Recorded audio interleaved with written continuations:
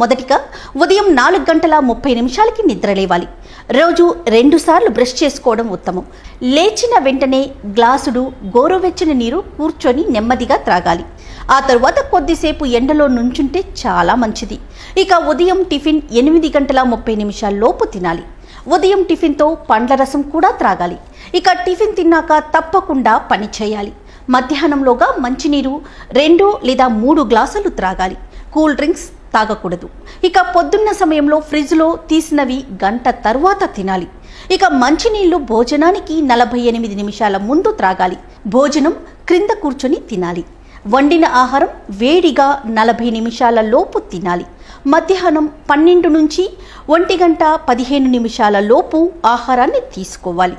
ఆహారం బాగా నమిలి మృంగాలి. మధ్యాహ్నం కూరల్లో వాము పొడి వాడాలి.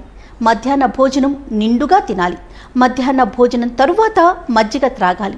మధ్యాహ్న భోజనం తరువాత విశ్రాంతి తీసుకోవాలి. భోజనం తర్వాత వజ్రాసనం 5 నుండి 10 నిమిషాల వరకు వేయాలి. ఐస్ క్రీమ్స్ ఎప్పుడూ తినకూడదు. మధ్యాహ్నం 3 గంటల సమయంలో టీ తాగటం చాలా మంచిది. ఇక 4 గంటల సమయంలో ఏదైనా కీరా ముక్కలు లేదా ఆకుకూరల సలాడ్లను తీసుకోవాలి. రాత్రి భోజనం సూర్యాస్తమయం లోపు చేయాలి. రాత్రిపూట చాలా తక్కువగా తినాలి. రాత్రి భోజనం తర్వాత 1 కిలోమీటర్ వరకు నడవాలి.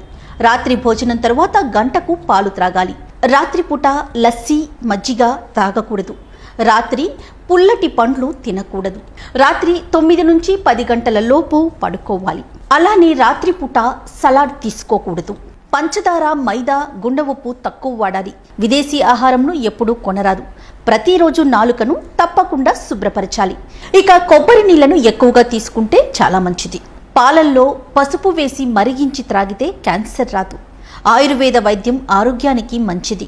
అక్టోబర్ నుంచి మార్చ్ అంటే చలికాలంలో వెండి, బంగారు పాత్రలోని నీరు త్రాగాలి. జూన్ నుంచి సెప్టెంబర్ అంటే వర్షాకాలంలో రాగి పాత్రలో నీరు త్రాగాలి. మార్చి నుంచి జూన్ అంటే ఎండాకాలంలో మట్టి పాత్రలో నీరు ఎప్పుడూ త్రాగాలి. మట్టి కుండల్లో ఉండే చల్లటి మజ్జిగను తీసుకోవటం మంచిది. కూల్ డ్రింక్స్ అస్సలు తీసుకోకూడదు. ఎండాకాలంలో తలపై ఏదైనా మెత్తటి కాటన్ గుడ్డను కట్టుకొని తిరగటం మంచిది. సాయంత్రం సమయాల్లో కాళ్లపై కొబ్బరి నూనెను రాసుకుంటే చాలా మంచిది. ఇక ముఖం పాడవకుండా రాత్రి సమయాల్లో కళ్ళపై కీరా దోస ముక్కలను పెట్టుకుంటే మంచిది. ఎండాకాలంలో చికెన్ తినకుండా ఉంటే మేలు. ఎక్కువగా నూనెలో వేయించిన ఆహార పదార్థాలకు దూరంగా ఉంటే చాలా మంచిది.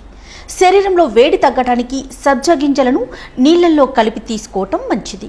ఇప్పటి వరకు నేను 49 ఆరోగ్య సూత్రాలను చెప్పాను కదా. 50వ సూత్రం ఏంటో మీ కామెంట్ రూపంలో మాకు తెలియచేయండి. ఈ వీడియో కనుక మీకు నచ్చినట్లయితే లైక్ చేయండి, షేర్ చేయండి.